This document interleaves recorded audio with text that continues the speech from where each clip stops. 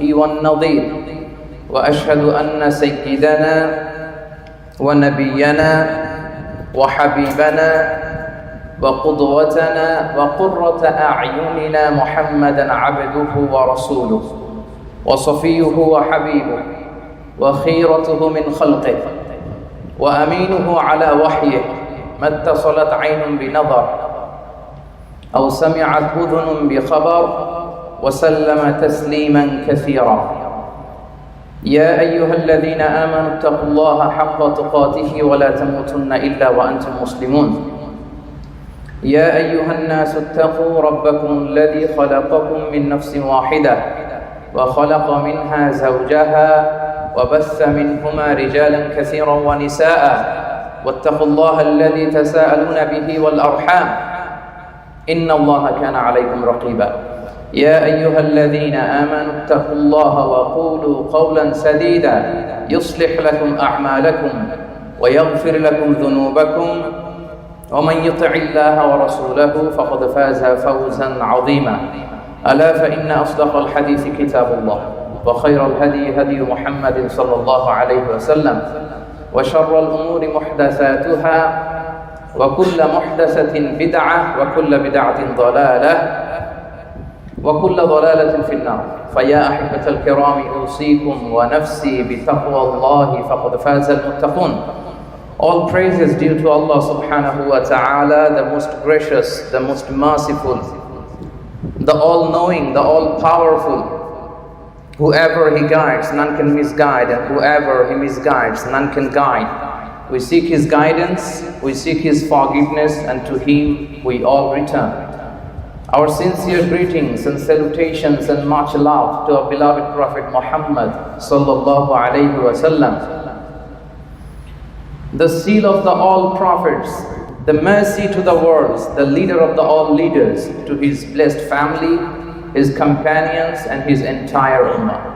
Allah subhanahu wa ta'ala states in the Holy Quran, وَلَنَبْلُوَنَّكُمْ بِشَيْءٍ مِّنَ الْخَوْفِ وَالْجُوعِ وَنَقْصٍ مِّنَ الْأَمْوَالِ وَالْأَنفُسِ وَالثَّمَرَاتِ وَبَشِّرِ الصَّابِرِينَ. And certainly we shall test you with something of fear, hunger, loss of property, lives, and agricultural products, but give glad tidings to those who are as-sabirun, the patients. These Quranic verse manifests that our life in this dunya is a test. Allah subhanahu wa ta'ala will test us with several means to reveal that who will be thankful and who will be ungrateful to Him. Tests and trials are the part of our life. Everyone will be tested in certain extent in this dunya, ya akhi. Our wealth is a test. Spouse is a test. Children are tests. Poverty and wealth are tests. Likewise, health and illness are tests. We all are tested in everything we possess in this dunya, and this will be continuing. This will be continuing up until our death, up until we leave this dunya. And interestingly, dear brothers and sisters, these tests are not always in the form of hardships and difficulties. Sometimes Allah tests us with blessings and bounties. Allahu Akbar. A test, yes, a test in the form of an apparent blessing. Allah subhanahu wa ta'ala tests some people with huge wealth, and He sees how does He deal with this wealth. He tests some people with huge popularity, with name and fame. He tests people with success and power. So it's not necessary that it should be hardship. It can be a blessing. And Allah subhanahu wa ta'ala, He wants to see how we deal with this blessing. And our tests are not identical, dear brothers and sisters. I mean, it's not similar. Everyone's test is different. My test is different than yours. Your test is different than him.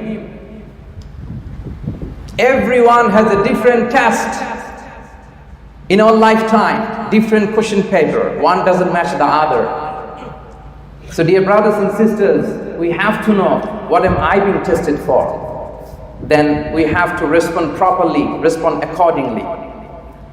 And no one in this world got exemption from this test in this dunya. I repeat, no one, not a single one got exemption from this test and trial in this dunya. Even the prophets, one of the Sahaba asked the Messenger of Allah, Ayyun nasi ashaddu bala'an ya Rasul Allah. Then he said, Qala ashaddu nasi bala'an al-anbiya, thumma al-amthal fal-amthal, فَيُبْتَلَ الرَّجُلُ عَلَى حَسَبِ دِينِهِ. He asked, O the Messenger of Allah, which people are tested most severely in the world? Then he said, Al-Anbiya, the prophets, and those who are nearest to them, and then those who are nearest to them. A person is tested based on his commitment to his religion. If he is steadfast,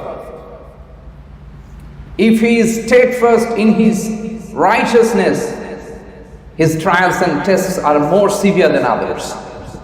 And if he is weak in his righteousness, then he will be tested based or according to his strength of religiousness or righteousness, dear brothers and sisters. So look at the life sketch of Ibrahim alayhi salam. We all know the story of Ibrahim alayhi salam. He was thrown in the blazing fire. He was ordered to leave his lovely family in the hot desert, and he was instructed to slaughter by his own hand his own beloved son Ismail alayhi salam. Allahu Akbar, what a series of trials. And he passed all the trials he went through. Allah says, وَإِذِ ابْتَلَى إِبْرَاهِيمَ رَبُّهُ بِكَلِمَاتٍ فَأَتَمَّهُنَّ قَالَ إِنِّي جَاعِلُكَ لِلنَّاسِ إِمَامًا. And remember, when Ibrahim was tested by his Lord with certain commandments, and he fulfilled all the commandments, and Allah subhanahu wa ta'ala said, Ibrahim, you fulfill all the commandments, I'm going to make you the leader. I'm going to appoint you a leader for the entire mankind. Look at the life sketch of Musa alayhi salam. He faced so many trials by the Pharaoh of his time. We all know the story, right? How about Jesus Christ, Isa alayhi salam? He also faced so many trials by Banu Israel. And also he had death threat. Finally Allah subhanahu wa ta'ala saved him by his mercy and blessing. And how about our beloved Prophet Muhammad sallallahu alayhi wa sallam? Did he pass very smooth life?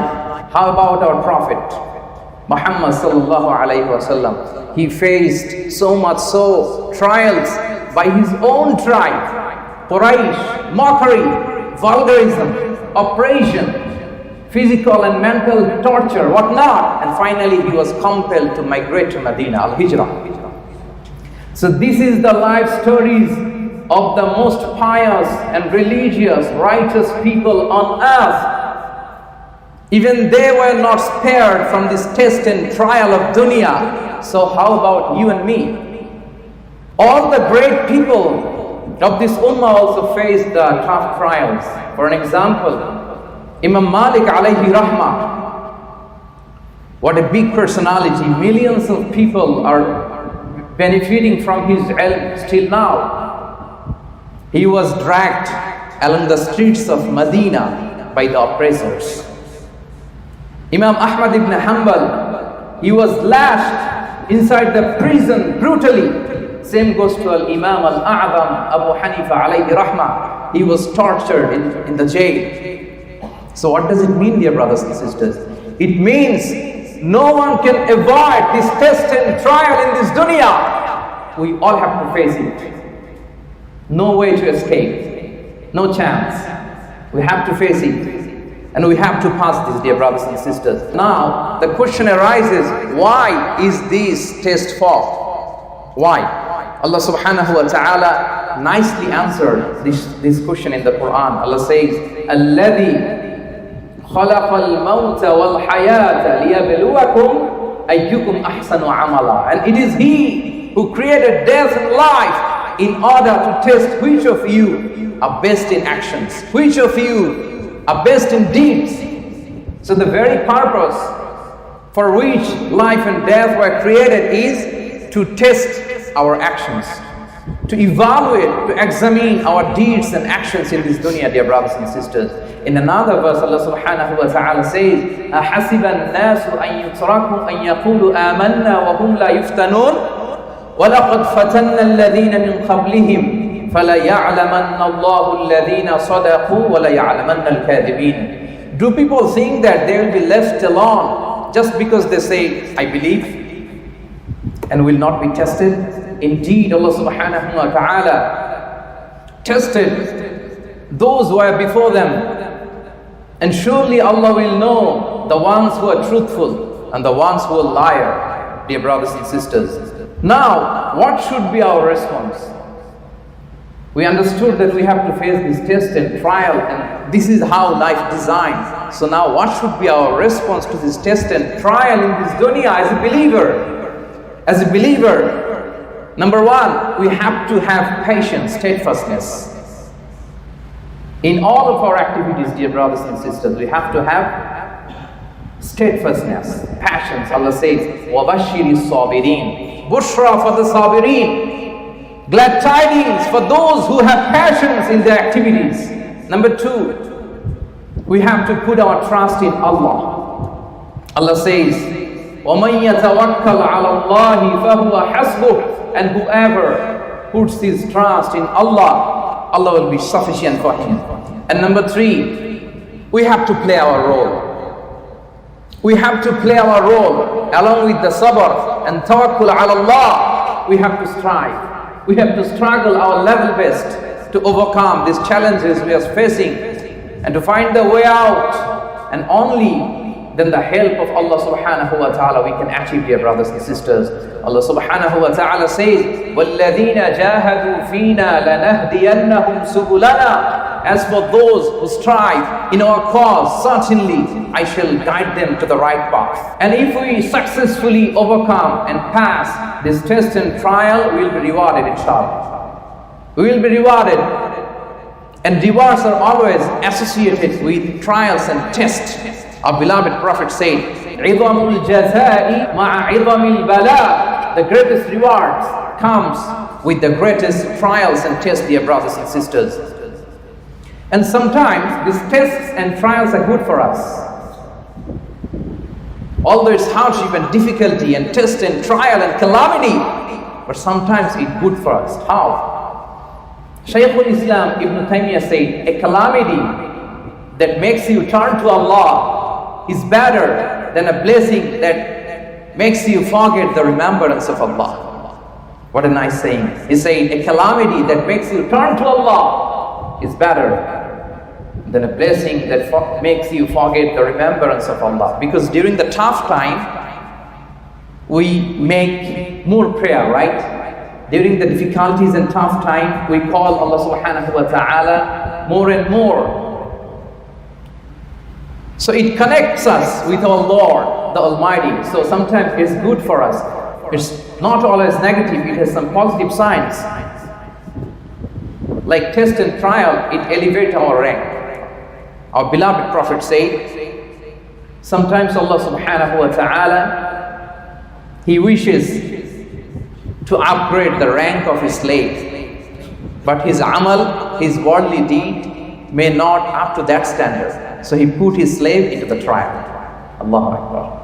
If he passed the trial, Allah subhanahu wa ta'ala elevates his rank up until that rank he wished for. Subhanallah bihamdih. And test and trial remove our sins. Our beloved Prophet said, it's narrated by Abu Sa'id al-Khudri radiyallahu ta'ala anhu, the Messenger of Allah said, مَا يُصِيبُ الْمُسْلِمَ مِنْ نَصَبٍ وَلَا وَصَبٍ وَلَا هَمٍّ وَلَا حُزْنٍ وَلَا أَذًى وَلَا غَمٍّ حَتَّى الشَّوْكَةِ يُشَاكُهَا إِلَّا كَفَّرَ اللَّهُ بِهَا مِنْ خَطَايَاهُ. No Muslim afflicted by calamity, continuous pain, anxiety, grief, mental worry, injury, even a thorn that pricks him, without Allah subhanahu wa ta'ala removes some of his sins for that. Subhanallah bihamdi. And finally, Allah subhanahu wa ta'ala, He saves His slave from the punishment, the blazing fire, the dangerous punishment in the hereafter by putting his slave in some trials and calamity and difficulty. So we ask Allah subhanahu wa ta'ala to make us among those who, when afflicted with calamity, remember sincerely his Lord Allah subhanahu wa ta'ala and recite inna lillahi wa inna ilayhi raji'un. Because Allah subhanahu wa ta'ala says in the Holy Quran, الَّذِينَ أَصَابَتْهُمْ مُصِيبَةٌ قَالُوا إِنَّا لِلَّهِ وَإِنَّا إِلَيْهِ رَاجِعُونَ. They are the people, the believer, when they are afflicted by calamity, they recite إِنَّا لِلَّهِ وَإِنَّا إِلَيْهِ رَاجِعُونَ. Indeed, we belong to Him, and indeed, we will return to Him. We all belong to Him, we all return to Him. And we also ask Allah subhanahu wa ta'ala to grant us as-sabr, al-tawakkul, al-azima, al-thubat, the determination to overcome all these calamities, difficulties, tests and trials in our life. And we hope rewards from Allah subhanahu wa ta'ala in the hereafter for facing these tests and trials we are facing right now in this dunya.